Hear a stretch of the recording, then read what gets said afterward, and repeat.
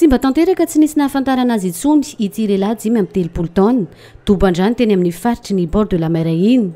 Raha ny fanazavany ny fianakaviana dia mpanarato no asan'izy io ary efa nanomboka ny alatsinainy 27 ny volana desambra ariva izy no tsy hita no izao hita faty ny maraina ny talata fa 14 ny volana desambra taona 2024 izao. Olona sendra nandalo no nahita ny razana ka nampandre ireo tompon'andraikitra avy hatrany.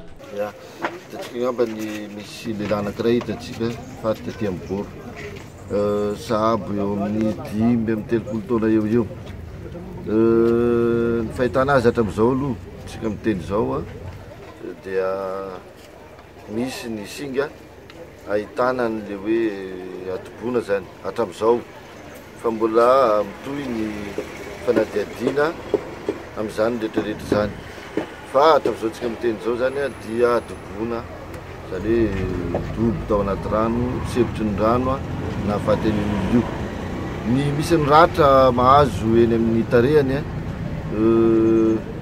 zany hoe lanin'ny biby anaty rano zany izy ireny misy koa voadona ny vato zay zavatra nandona azy tany anaty rano tany zay nahatonga n'ireny ratra hita reny aloha hatramin'izao izay teo misokatra ny fanadihadiana eto moa dia efa manafatra efa kaikaiky zao ny faran'ny taona manafatra ny tsirairay mba hitandrina fa tokana ny aina indrindrandrindra atsika na ny anaty rano na tia tanety amin'ny fisotroana alcool sy ny tariny satria amin'izao faran'ny taona zao no fanaovantsika karazany hoe abus ka dia eto zay dia manentana mba samy hitandrina daholo ny rehetrarehetra amin'izao faran'ny taona zao.